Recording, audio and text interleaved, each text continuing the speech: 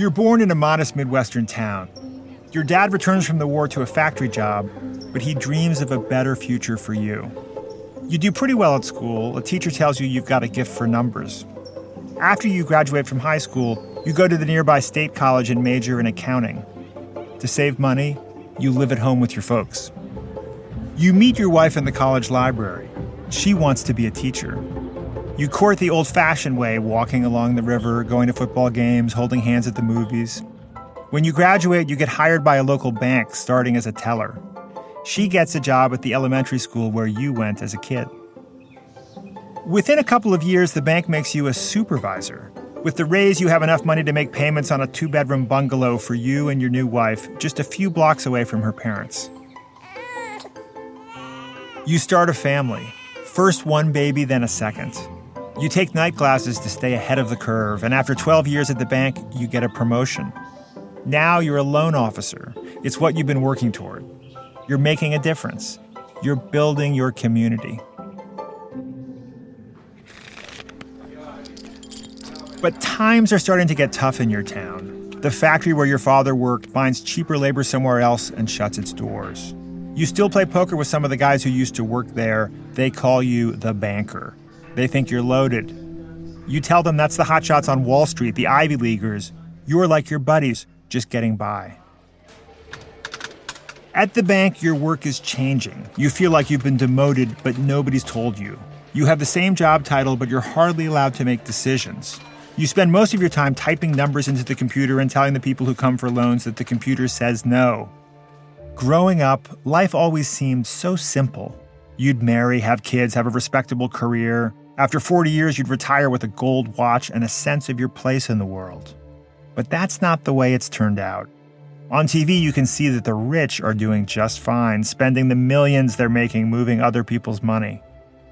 One morning, your boss comes into your cubicle to tell you that things will be different. You'll be working on commission now. At home, the bills keep coming. You do the numbers and they don't add up. A couple of your friends are driving for Uber. Maybe you should try that. You always thought that if you applied yourself and played by the rules, you could live a good life and retire in comfort. That's the American dream, the way the system is supposed to work. So is the system not working? Or could it be that the system is the problem?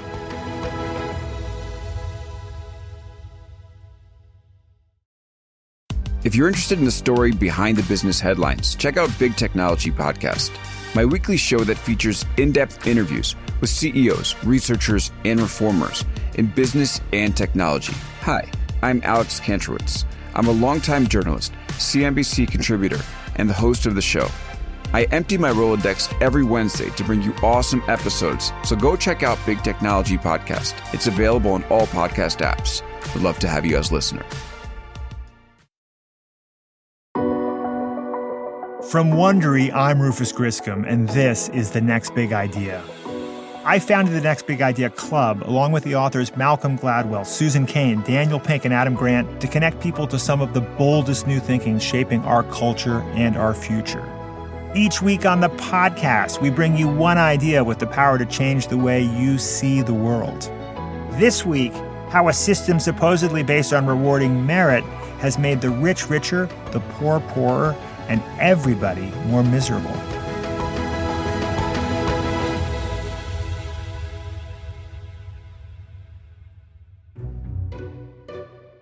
We're all familiar with meritocracy. It's the idea that if you work hard enough and have enough talent, you can succeed.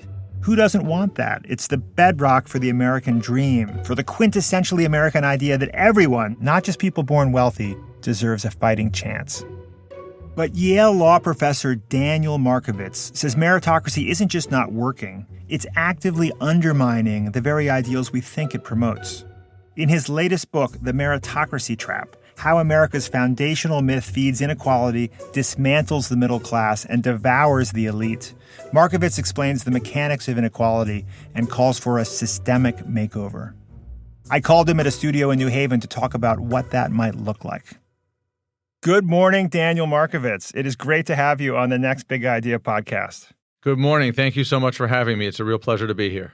I have found myself talking about your new book, The Meritocracy Trap, quite a bit in the last several months. I've been talking to everyone who will listen, and perhaps a few who did not want to listen. That's a little bit like what I've been doing too. Maybe we can start by defining what meritocracy is and why it's failing us. It's the idea that people should get ahead based on their own accomplishments, rather than, say, their parents' social class or their race or their ethnicity or their gender. And that idea is really hard to object to. And it's not that we don't have a good enough meritocracy or that we have too little meritocracy and that somehow we're failing to live up to the idea that people should get ahead based on their own accomplishments.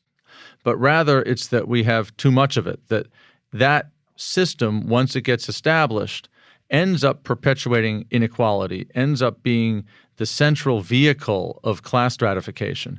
And, by the way, even as it excludes most Americans from real opportunity, also harms the few who seem to win. The basic idea is that meritocracy is the problem, it's the disease, it's not the cure. And you are saying that while meritocracy may have been useful and had a positive impact for some period of time, in the last 50, 60 years, the story has changed. The first thing that's happened is that elite education has just exploded and taken off. And the thing about education is that one person's education, when it gets better, reduces the value of everybody else's education. A second thing that's happened to the middle class is in the labor market. We have changed the way in which we make things and the way in which we provide services to favor exactly the elaborate educations that rich kids now get. The inequality in education, the inequality in the labor market, these are structural forms of inequality and exclusion. They're based on big systems that make it impossible for individual people to fight against them. But what meritocracy then does is, because the idea of meritocracy is anybody can get ahead and you get ahead based on your own accomplishments, it then tells middle-class people who are being structurally excluded, it's your fault. You're not good enough. You didn't try hard enough. You don't have the skills needed. And so it blames the people who are excluded and characterizes the people who are excluded as failures.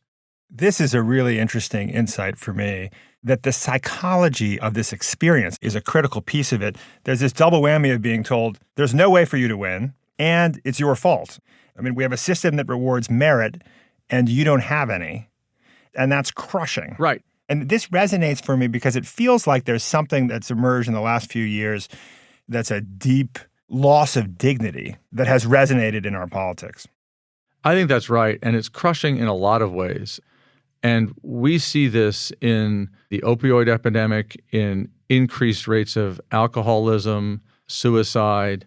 These phenomena have become so pervasive in the United States that they're actually reducing life expectancy, increasing mortality for significant chunks of the American middle class. That never happens. And by never, I mean never. I don't think there's another instance in human history in which a significant population has suffered a decrease in life expectancy without a famine, a war, or an economic collapse. And this is obviously speculative, but the immediate causes of the decrease in life expectancy are forms of direct or indirect self-harm. And one way to understand the self-harm is as the action of the moral insult that meritocracy imposes on people, directed against the people themselves, their own bodies. Marx characterized what he called the Lumpenproletariat as the group of people who are so excluded from the economic system that they can't, because of the economic system, understand their exclusion as what it is. And meritocracy does exactly this to the middle class. It excludes the middle class structurally and then claims everything's based on individual accomplishment and desert. And that claim makes it difficult for the middle class to understand its exclusion as structural exclusion. And that has its own political costs. Were you not surprised by the election of Donald Trump? I actually was not surprised. And I know there's obviously a deep question about the nature of his support and what drives his supporters. I did interview a bunch of Trump supporters in the upper Midwest, and this was not scientific and a small sample of people, but it was interesting to me that everyone I interviewed took a dim view of him as a person and was not terribly attracted to or impressed by his bigotry. But they had the view that the system was rigged, that the elite in its claims of things like righteousness, the rule of law, was deploying these faux virtues as a way of continuing to rig the system, and that somebody needs to smash it. Historically, there are very few societies that have succumbed to as great a concentration of income and wealth in as small an elite as we have now, that haven't had, in fact, worse cataclysms befall them. So this is what happens when you create the kind of inequality that we have. And so far, to be blunt, we've gotten off lightly. It could have been, and it could still be, a lot worse. Let's talk about the elites. Who exactly are these elites? Are you one of these elites, Daniel? And how have their circumstances changed? So the elite in general is, as a shorthand, the 1%, but more broadly, it includes those adjacent to the 1% and the next maybe 4 or 5% who credibly could get into the 1%, who go to the same schools and institutions as the 1%. And it probably excludes the 0.00001% who are old-fashioned, capitalist, inherited wealth people. So that's the group I'm talking about. And it sounds like it's a narrow group, but we have such incredible inequality and concentration of income and wealth at the top that that group captures easily a fifth of the income in the country right now. And it captures almost all of the economic growth. So although it's a small number of people, it's incredibly consequential for the allocation of privilege in our broader society. I am, I guess, part of it in the sense that I went to these institutions. I have the degrees. I owe whatever income or privilege or status I have to this meritocratic system. So I don't have a position of moral purity or privilege with respect to this system. Central to your argument, and what's really distinctive about your argument, I think, is this observation that the elite have become a new class of exploited labor, and that meritocracy has become a gilded cage that excludes everyone else and ensnares those inside it. Can we talk a little bit about the suffering of the elite? It is true that having rich parents and getting fancy educations is more or less a necessary condition for staying in the elite yourself. But it's not a sufficient condition, because meritocracy has become so competitive that even if you get all that education, you still might not make the cut, as it were. And what that means is that rich kids are pushed and prodded and tested. They get tutors, they get coaches, they go to schools that evaluate them constantly. There's threshold after threshold, application season after application season, where if they don't put their best foot forward, they could get excluded. And so they're constantly under pressure as kids to do things that they may not find interesting or may not care about, to work all the time in order to retain their status and caste. And then they get into a workforce where there are jobs that just reproduce the gauntlet they've just run at school. So you're working all the time. You're working at tasks that you don't want. And the root of all of this is the structure of meritocratic production. If you're rich because you've got this massive investment in your own skills, or what economists call your own human capital, the only way to get income out of that is by mixing it with your own work and deploying your work at whatever tasks other people are willing to pay you for. And so you become like an asset manager whose portfolio contains you. Markovits says this isn't just a problem for people who've inherited their parents' wealth. If you're elite for whatever reason, he says you suffer. Think about things like what we've recently seen with football players in the NFL, with the various kinds of brain injuries that football players are suffering. This is, in fact, a direct consequence of meritocratic inequality. So that, sports is like the pure meritocracy, and it drives people to get better and better in competition with each other.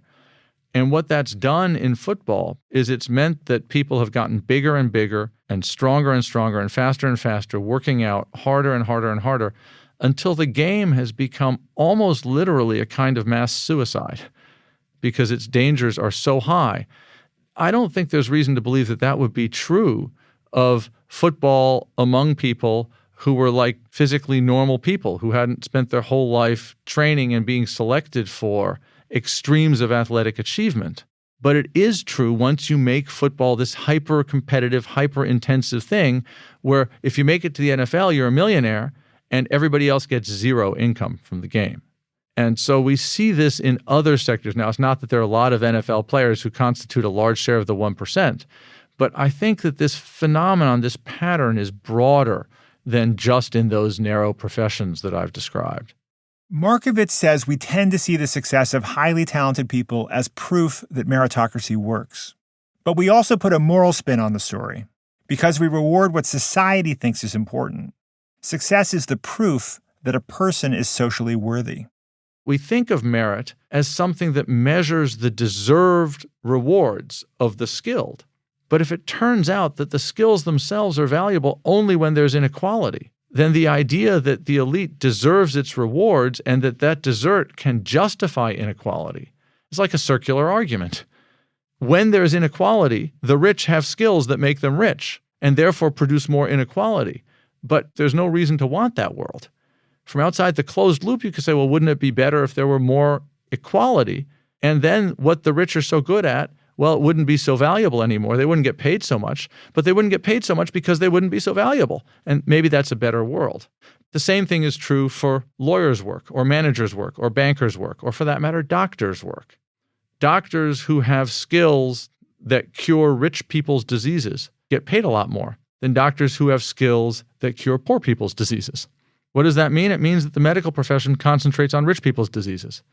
And there are lots of poor people's diseases, particularly in the developing world, that could be cured if we did research on them, but nobody does research on them because if you invent the thing that cures them, nobody can pay for the cure, and so there's no incentive. Does that really mean that a doctor who works on poor people's diseases is less skilled than a doctor who works on rich people's diseases? That just can't be right. But our whole system of reward and merit is based on that thought, which can't be right. So the middle classes are falling behind, and the system tells them it's their own fault. And the upper classes are so desperate to maintain their status that they lose sight of what's really important. And the important work that needs to be done doesn't get done. If we want to fix the problem, Markovits says, we need to know how it went so wrong.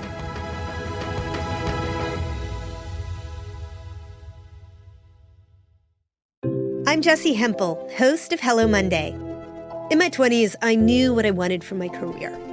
But from where I am now, in the middle of my life, nothing feels as certain. Work's changing, we're changing, and there's no guidebook for how to make sense of any of it.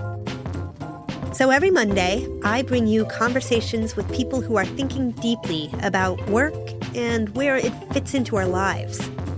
We talk about making career pivots, about purpose and how to discern it, about where happiness fits into the mix, and how to ask for more money. Come join us in the Hello Monday community. Let's figure out the future together. Listen to Hello Monday with Jessie Hempel wherever you get your podcasts.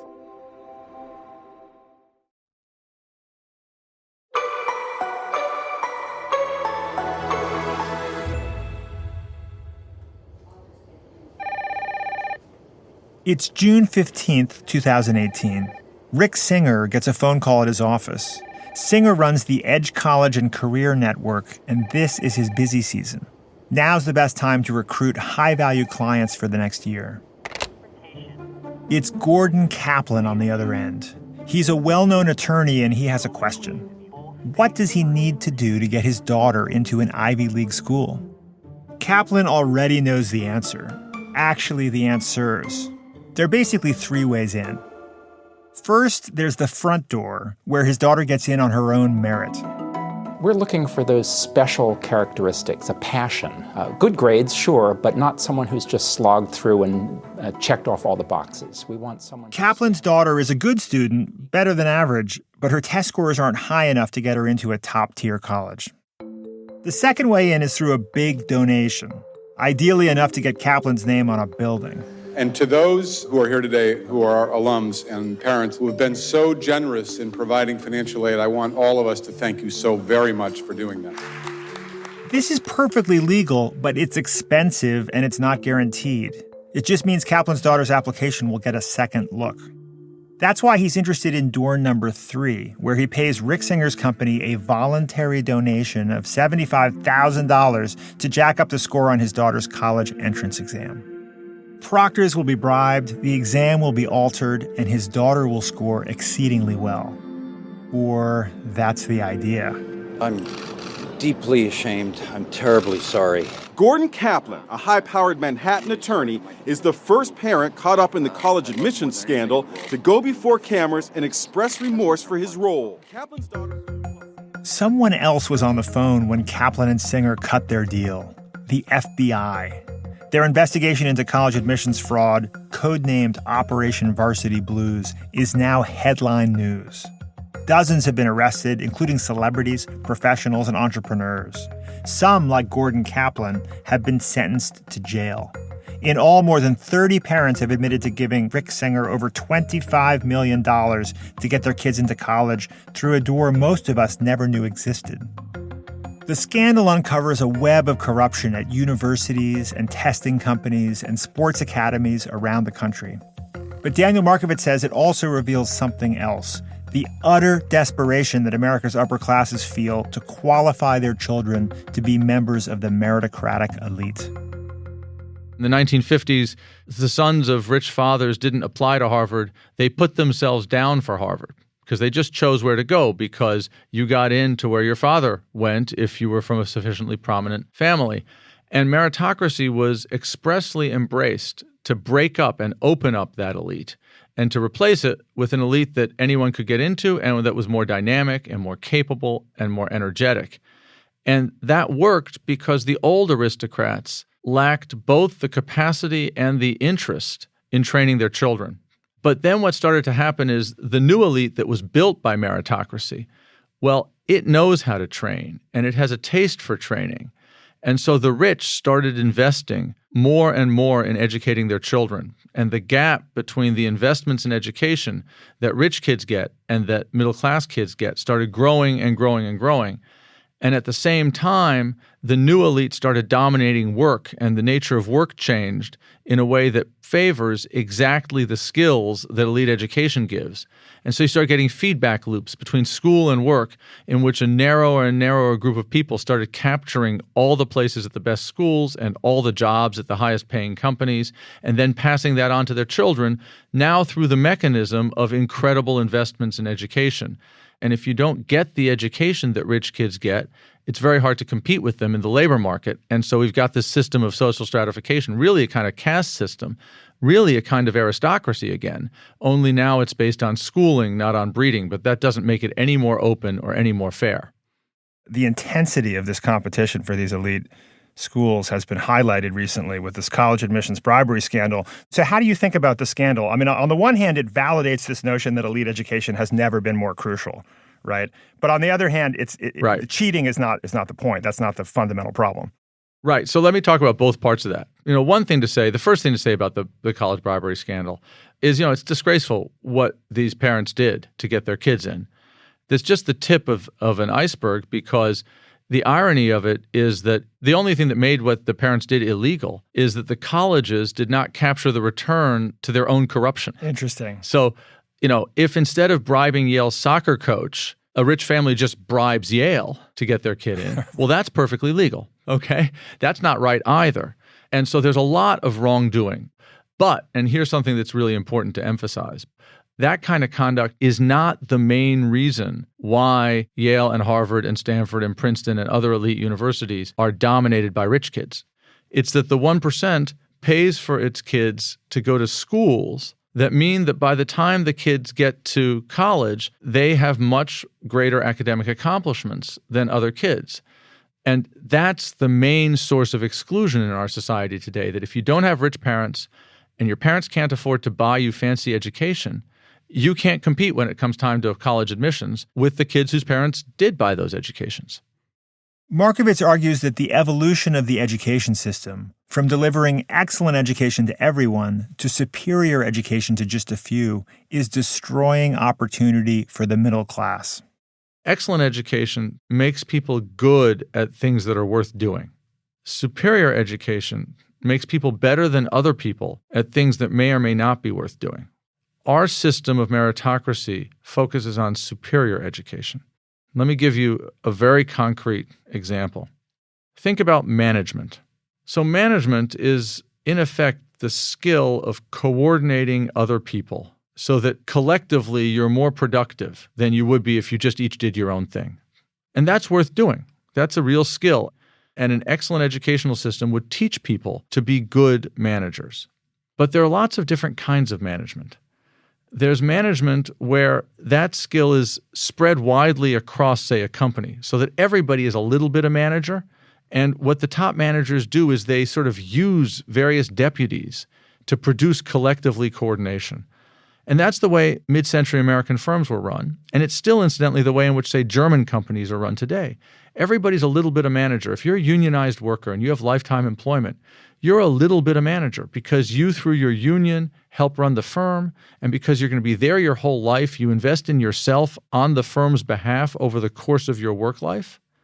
And so what you have is a management style, which is communal, collective, and shared. And excellent education would teach people to do well at that. Now, what American business schools teach and what American law schools teach is a series of skills that undermine that kind of management and replace it with a very autocratic form of management in which a very small number of executives at the top boss everybody around completely. They monitor, they control, they direct. They reduce everybody else in the company to almost a robot obeying their commands. Now, that's actually, I think, not something that's really worth being good at, because it turns out that if you run companies in that way, it might be better for shareholders and it might be better for CEOs, but it's worse for workers, it's worse for the society, it's even worse in the long term for economic growth. At the same time, Markovits says, the education system has gotten less and less relevant for middle-skill workers with middle-class aspirations. On-the-job training by America's companies has effectively been eliminated. It used to be big American companies promoted from within and trained workers at all levels in the company, inside the company. If you were, for example, an 18-year-old high school graduate in the Detroit area in 1950, you could show up at one of the big three auto workers. You could get hired to a unionized job, which would be lifetime employment. And if you were hardworking and smart, you could get trained by that company, and you could end up 20 years, 30 years later being a tool and die maker, which would be a skilled worker in the company who had been trained inside the company, and you could make $80,000 to $100,000 a year in contemporary dollars, in present-day dollars. If you were a white-collar worker who signed up at IBM in the 1960s at the bottom rung of the ladder, you could expect over the course of your 40-year working career to spend 4 full years, so a tenth of your time, in 100% IBM-paid professional training. Today, American companies provide indistinguishable from zero training. All the training has been shipped out into other institutions. At the top, it's shipped out into universities, business schools, law schools, graduate schools of economics. And that's a much less equal form of training, because to do that, you have to be rich enough to spend some number of years not working, not getting paid, and paying a lot of money to absorb education. And so training, which used to be an equalizer in America, has now become a stratifier, a source of inequality, a source of subordination. And that's a big problem for our workplace. It strikes me that there's a broader comment here that the way we think about intelligence is way too narrow. I mean, as somebody who's hired a lot of employees over the years, you really need a diversity of kinds of intelligence and kinds of people to build effective companies. And I think our education system fails to fully appreciate this. I think that's right. If our education system continues to succeed at remaking the workplace in its image, what we're going to do is we're going to create workplace structures that similarly value only one kind of intelligence. You know, it takes actually an enormous amount of training to be able to be an Amazon warehouse worker. That is to say, to be able to do for 8 hours a day repetitive tasks without discretion or distraction or judgment or interest, and not just break down under the strain of that kind of constant surveillance and control. A lot of things have to be done to a person, and it's a kind of education to make them able to do that. The obsession with Ivy League plus colleges is, from what I can see, more typical of McKinsey and top consulting firms, top law firms than the tech world. I think that the sensibility in the tech world is there's a great fondness for autodidacts, you know, people who've learned on their own outside of the system. And I think it's a sensibility that is growing, not shrinking. It's certainly the case that the tech companies are not nearly as captured by status for its own sake as the providers of professional services are, and the banks, and some of the old legacy big corporations. I'm more skeptical of the proposition that the employment into these tech companies will either be sufficient or even will in any significant way rebuild a middle class or reduce inequality. The compensation structures inside tech companies are pretty unequal. They're significantly more unequal, for example, than the compensation structures inside a legacy law firm or a big bank.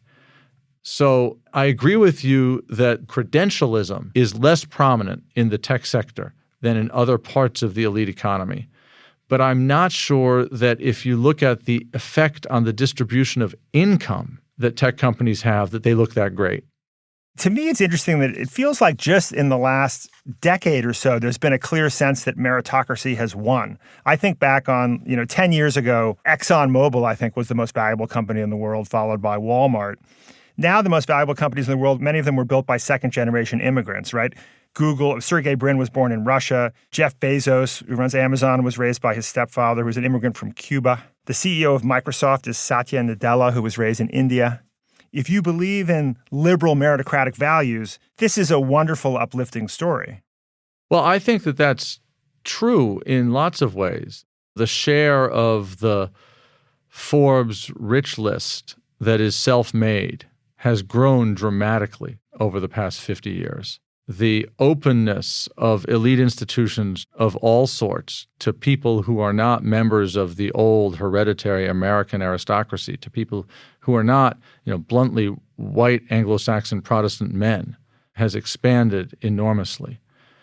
But at the same time, other forms of racialized exclusion and forms of class exclusion have grown, so that the wealth gaps between, for example, whites and African Americans have not shrunk appreciably over time, even though we now have a larger black elite than we used to have. The social and economic mobility of middle-class people has not grown over time, even though the institutions are in some formal sense more open than they used to be. You have to distinguish between meritocracy on the one hand and equality of opportunity on the other hand. In conditions in which the rich out-educate and out-train everybody else, meritocracy does not promote equality of opportunity. It's rather the opposite.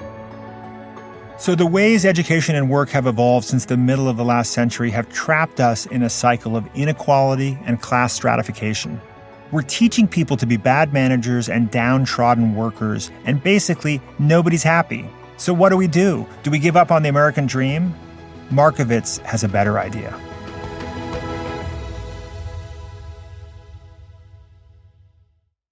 Hey folks, Rufus here. If you're a fan of our interviews with physicians, scientists, or entrepreneurs, then I have the perfect podcast recommendation for you, Raising Health. Previously called BioEats World, Raising Health comes from leading venture capital firm Andreessen Horowitz, A16Z. Each episode, Raising Health dives deep into the heart of healthcare, biotech, and AI with A16Z general partners. Along the way, they explore the real challenges and opportunities in health and biotech entrepreneurship. Not to mention, you'll hear raw insights and actionable advice from notable guests like Omada CEO and co-founder Sean Duffy, and AI expert and In-Sitro CEO Daphne Kohler. Don't miss out. Follow Raising Health wherever you get your podcasts.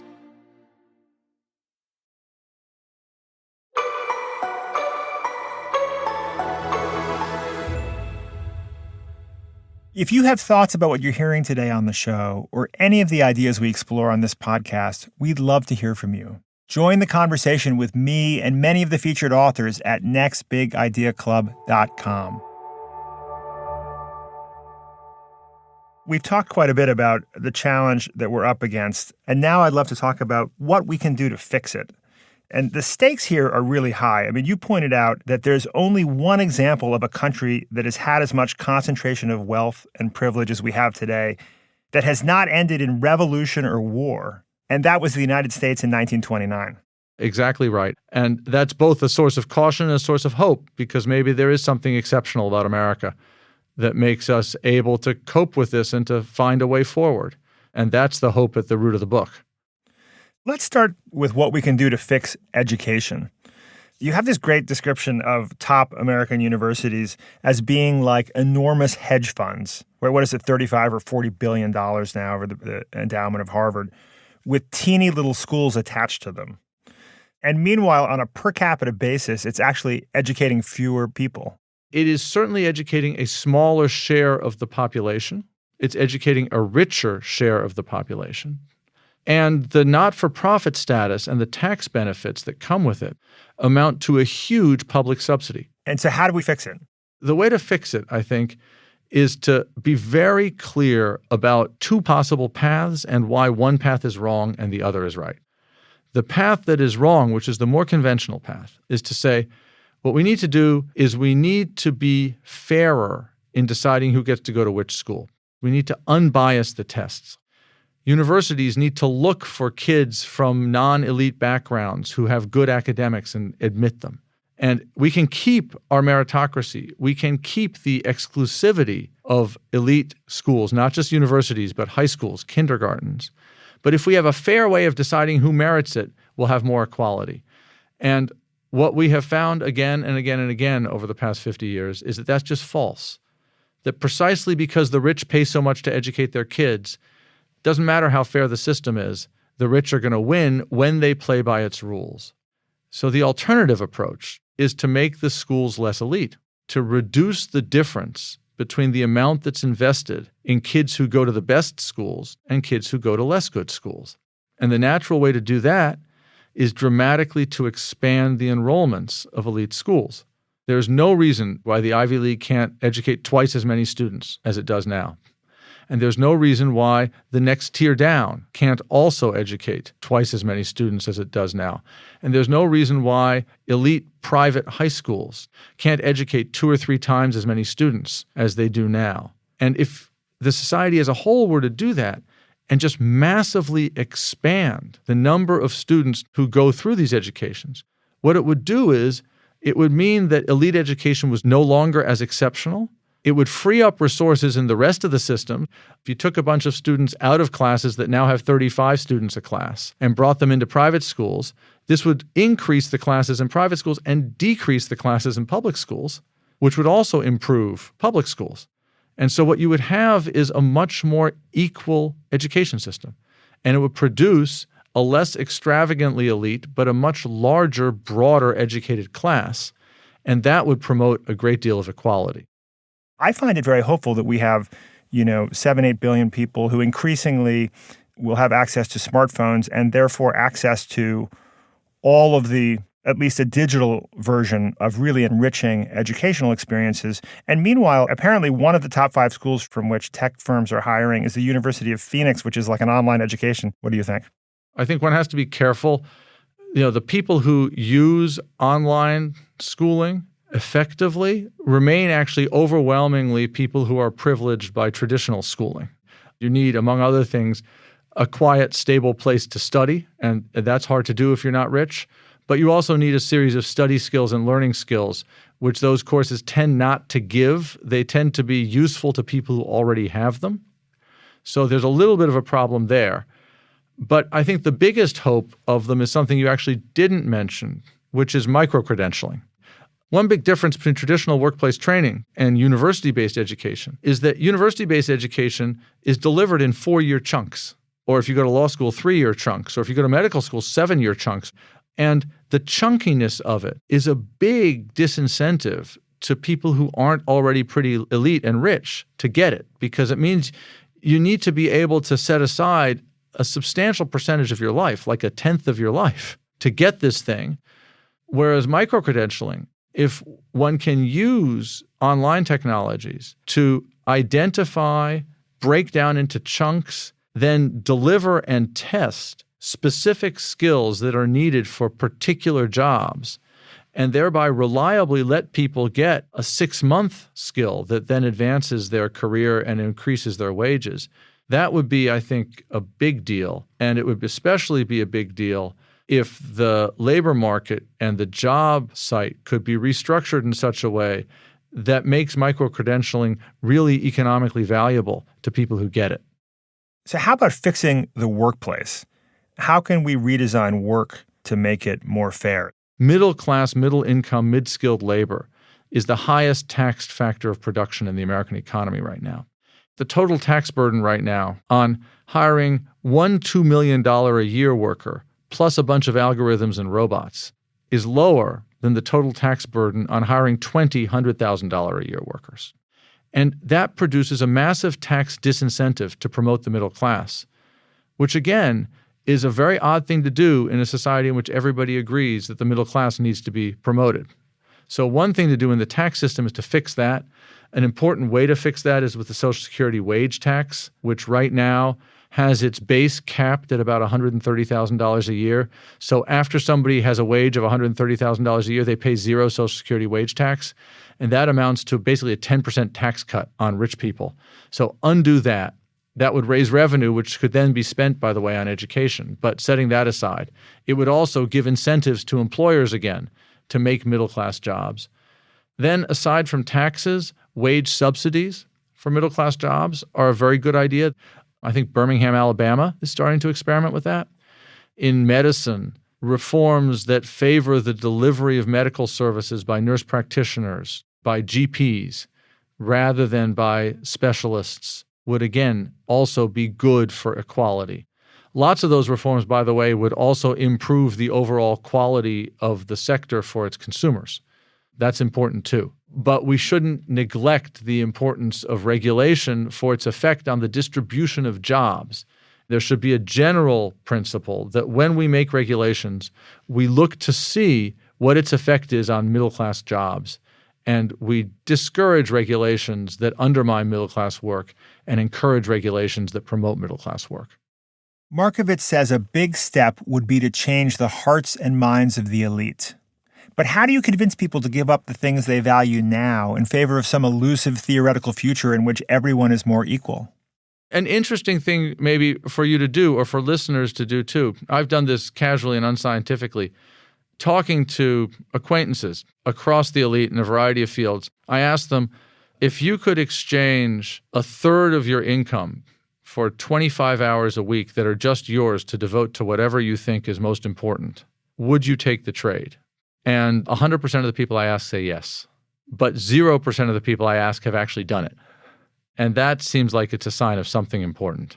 And maybe it's a structural problem in the way that our work operates, right? It's not, that option is typically not available. Exactly. Right? We're not told you can work 60% of the time for 60% of the compensation. Absolutely. And you lose not just 60%, you don't just lose the wages, you lose the status because you got to shift to a different company if you want to work on that model. And the new company will not be the gold play. It's not going to be Goldman Sachs. They won't let you work on that model.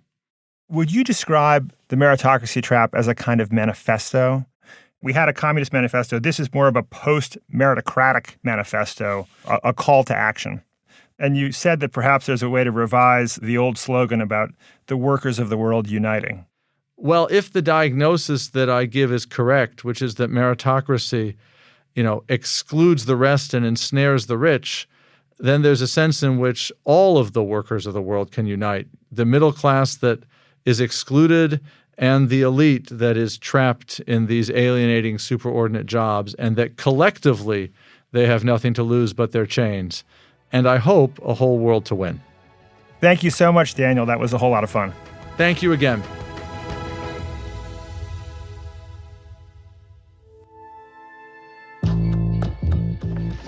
If you have thoughts about the Meritocracy Trap or other books in the series, we'd love you to join the conversation at nextbigideaclub.com/podcast. You can subscribe to the club and get a free copy of The Meritocracy Trap with the promo code MERIT.